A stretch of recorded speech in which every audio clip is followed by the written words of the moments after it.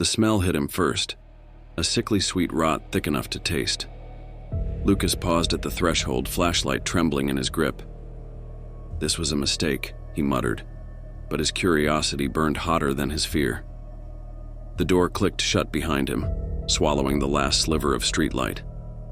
Shadows stretched, draped over cracked wallpaper and peeling blackened wood. He'd heard the stories about the abandoned asylum, but being here alone made them feel all too real. Lucas had been dared by his coworkers to spend the night here. He'd laughed it off, but his pride wouldn't let him back out. They'd left him at the gates, snickering, never guessing he'd actually enter. His phone battery was draining fast, leaving him with just his flashlight. The beam seemed to shrink as he walked further inside. The silence pressed in, heavy, like an invisible weight on his chest. He stumbled through the entryway, into a hall lined with decaying doors. The smell grew thicker here, mingling with the damp chill of the air. Each door he passed felt like it was watching him, waiting, daring him to open it. His breath fogged in front of him as he shone his light. There was something off, like the walls themselves were breathing, expanding and contracting in rhythm with his pulse. A scratching sound echoed from behind him. Lucas spun, light darting, but found nothing except flickering shadows. He laughed, nerves fraying. Just an old building settling, he told himself. But the scratch came again, louder, as if something clawed at the door he'd just passed. His grip on the flashlight tightened, heartbeat quickening. He forced himself to turn away, moving deeper into the asylum. The air grew colder, biting against his skin. A metal gurney lay overturned by the stairs, rusted wheels squealing as a draft pushed it slightly. He stepped over it, hoping to find a room where he could wait out the hours until dawn. But the creaking intensified, followed by a faint whisper. He froze, blood icing over. He wasn't alone. The whisper grew louder, more insistent, like it was calling his name. Lucas's throat went dry. He hadn't told anyone about his plan, but someone, something, was calling to him. He wanted to run. His legs felt like lead, rooting him to the spot. His flashlight flickered, casting erratic shadows that seemed to pulse with a life of their own.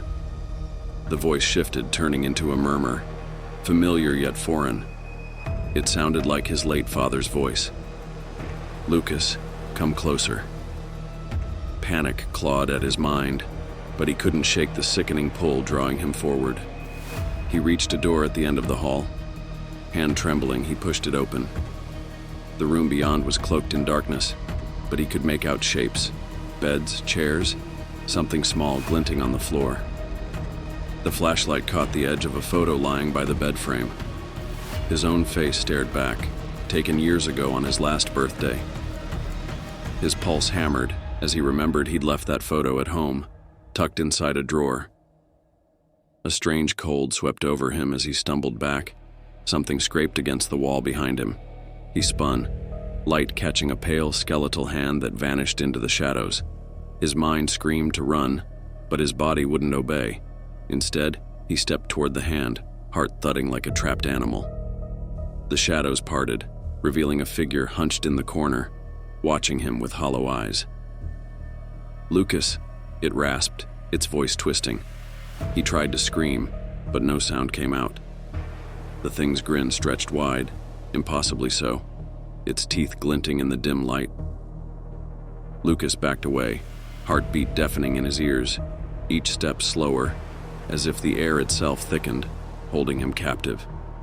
As he turned to flee, his flashlight flickered and died, plunging him into absolute darkness. The silence pressed in, smothering. The faintest scratching sound broke it once more, closer this time. He fumbled for his phone, its screen a dim glow barely piercing the shadows. A message notification flashed. "You're not alone, Lucas." His breath hitched as he realized the message was sent from his own number. Fingers trembling, he dropped the phone, its glow fading as it hit the floor. The darkness pulsed, closing in on him like a living thing. He stumbled backward, reaching for the door. but his hand met only cold stone. The door had vanished. Panic surged through him. The scratching sound grew louder, now joined by whispers that swirled around him. Voices of people he'd lost. His father, his sister, an old friend. They sounded so close but twisted, warped, as if mocking him. A chilling realization crept over him. This wasn't just an abandoned asylum. This place had known him long before he set foot inside, waiting like a spider for its prey. He tried to scream, to break free, but the shadows swallowed him whole, the whispering voices his only farewell. In the morning, his co-workers found the gates ajar. Lucas's flashlight lay just inside. They called out, laughter turning to nervous silence. The asylum stood quiet, brooding. Somewhere within its walls, faint and fleeting, an echo of laughter lingered, chilling them to the bone.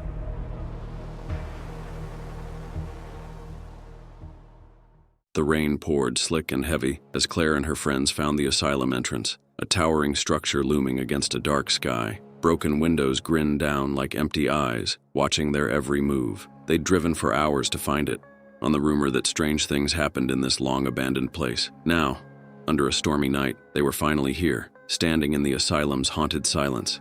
A single flashlight lit their way, casting eerie shadows along the peeling walls and graffiti-streaked hallways. The cold air smelled stale, like dust, rust, and something else, something rotten. Claire felt a shiver of anticipation mixed with fear. She'd always loved horror stories, but as the door creaked shut behind them, a sense of regret began to settle in her stomach. "Should we split up?" Mark asked, his voice wavering. He tried to sound brave, but his eyes darted nervously. The others hesitated, glancing at each other in unease. "Maybe we should stick together," Claire suggested, remembering stories of people disappearing in places like this. The walls seemed to close in, pressing down with an oppressive silence. They took a few steps forward, the sounds of their footsteps echoing down the empty corridor. Faint whispers seemed to dance at the edge of hearing, just out of reach. As they moved deeper, they noticed strange symbols scrawled across the walls, crude depictions that resembled eyes, mouths, and twisted faces, each watching their every step. Claire's heart began to race. She reached out, tracing the faded symbols with her finger. They felt cold and damp, sending a chill down her spine. In a corner of the hallway, they found an old patient logbook. Names and dates filled its pages, each name more faded and scribbled than the last. The final entry was dated 50 years ago. "I don't like this," whispered Jenny, shivering as she flipped through the pages. The last page was blank, as though someone had been interrupted mid-entry. They continued down the corridor, the darkness feeling thicker with each step. Their flashlight began to flicker, casting strange shapes on the walls, elongating their shadows until they seemed to move on their own. Just as they turned a corner, they heard a soft laugh echo from a room down the hall.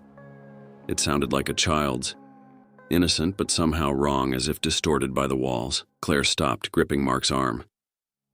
"Did you hear that?" she whispered, her voice barely audible. Her skin prickled as the laughter echoed again, closer this time. A cold draft wafted over them, smelling of antiseptic and decay, as though someone had just opened a door. But when they looked, they saw nothing but darkness. "Let's check it out," Mark whispered, though he sounded far from confident. He took the lead, his hand trembling as he held the flashlight steady. They reached the room and peered inside. It was filled with old hospital beds, each one rusted and covered with a thin layer of dust.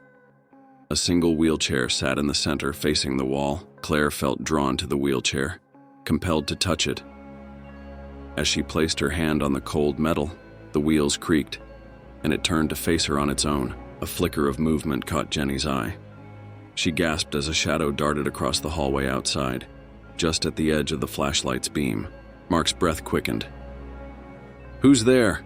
he called out, his voice echoing down the empty hall. But only silence answered, deep and suffocating. They backed away from the room, sensing that whatever lingered here didn't want them to leave.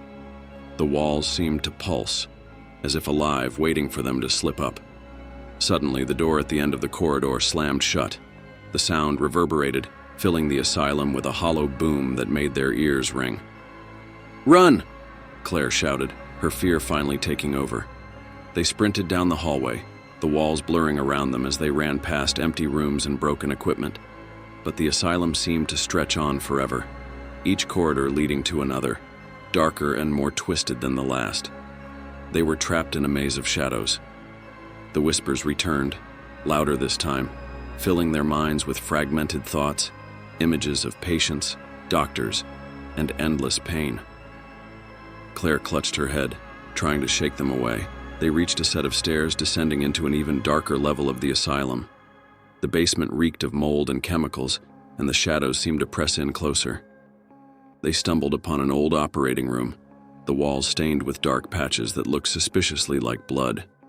In the center stood an operating table, straps dangling from its sides.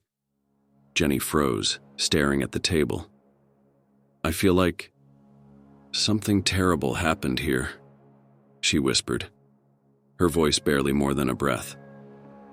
The air grew colder, their breaths visible in the dim light. Claire felt an unseen presence watching them, a weight pressing down on her shoulders. A low growl sounded from behind, and they turned to see a shadow moving toward them, its form shifting and twisting as if made of smoke. Claire backed away, her heart pounding. "It's coming closer," she screamed, unable to look away from the darkness consuming the hallway.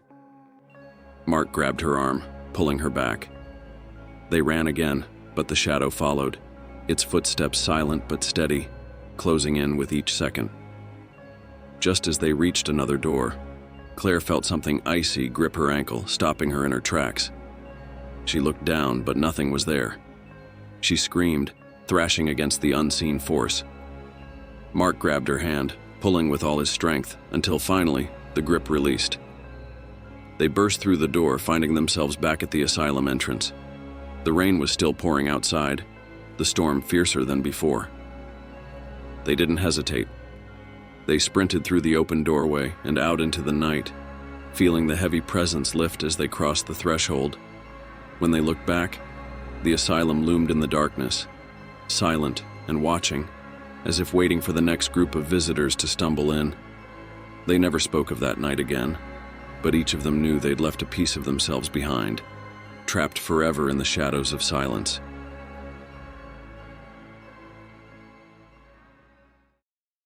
Emily's heart raced as she entered the asylum. Cold air drifted through shattered windows, carrying a faint scent of rust and decay. Shadows danced across the darkened hallways.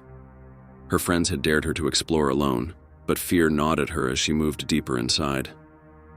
The flashlight's dim beam flickered, casting ghostly shapes on the walls. The asylum had been abandoned for decades, yet rumors of cursed spirits lingered. Supposedly, some souls were forever trapped, and Emily could almost feel their invisible presence around her. Each breath she took echoed loudly in the silence, and she paused, straining to hear any sounds. The building's emptiness only amplified her sense of dread. A rusted sign caught her attention. "Isolation ward." The words were faded, barely legible. Her pulse quickened as she reached out, her fingers brushing the cold, dusty metal. Something told her to leave, but she pushed the thought aside, swallowing her fear. She reached for the doorknob, feeling its icy metal press against her hand. The door creaked open, revealing a barren room with a single metal bed in the center. Leather restraints hung loosely from the bedposts, still stained with old, rust-colored marks. Emily took a hesitant step inside, her heart pounding. The air in the room felt different, heavy, cold, and thick. She couldn't shake the feeling of being watched. A faint noise reached her ears like a soft, broken sob from somewhere deeper inside the asylum. She froze, her stomach twisting as she strained to listen. "Hello?" she whispered, her voice trembling. The sobbing stopped, leaving a sudden, deafening silence. Her instincts screamed to run, but her curiosity drove her forward. Another sound, a faint scraping, like nails against stone, echoed from the hallway. Her flashlight trembled in her hand as she turned, her fear mounting with each second. The cold seemed to thicken, pressing in around her. Her flashlight flickered, casting erratic shadows. She could have sworn she saw a figure moving in the darkness. Suddenly, a loud bang sounded behind her and she jumped, her heart hammering. The door slammed shut, sealing her inside the room with an echoing finality. She rushed to the door, rattling the handle, but it wouldn't budge. "Hello?" she called out, her voice barely a whisper. Only silence answered, thick and unnerving. Panic surged within her as she realized she was trapped. She pounded on the door, her breath coming in ragged gasps, but the building remained eerily silent. The sobbing returned, louder this time, closer. Emily's blood ran cold, and she turned slowly, her flashlight illuminating a broken radio in the corner, buzzing with static. Her feet felt rooted to the spot, yet she moved closer, compelled by an invisible force. The radio crackled and a faint, desperate voice emerged from the static. "Help. Me." The voice was pleading, distorted by static, but unmistakably human. Emily shivered, her mind racing as fear filled her chest, immobilizing her with dread. Who are you?" she stammered, barely able to speak. The whisper faded briefly, then returned, louder, tinged with anguish. "Help me, please," it begged again. Emily felt a strange pull toward the radio, even as terror gripped her. Her fingers brushed its cold metal, her mind fighting against the desire to flee. The voice changed, twisting into something dark and mocking. A chilling laughter filled the room and Emily backed away, her heart pounding as she gasped for air. The shadows on the walls seemed to move, reaching out like dark, twisted fingers. She turned, searching for an exit, but the door remained locked, trapping her inside. The laughter grew louder, distorted and echoing through the building. Then, in the doorway, she saw a form, a hazy figure slowly taking shape in the dim light. The figure advanced, each step slow and deliberate, sending a deeper chill into the room. Emily's breath hitched as she watched, frozen, the terror mounting within her. The figure grew clearer, revealing a woman with hollow, empty eyes. Her face was pale and twisted in sorrow, yet something darker lurked within her expression. "Why are you here?"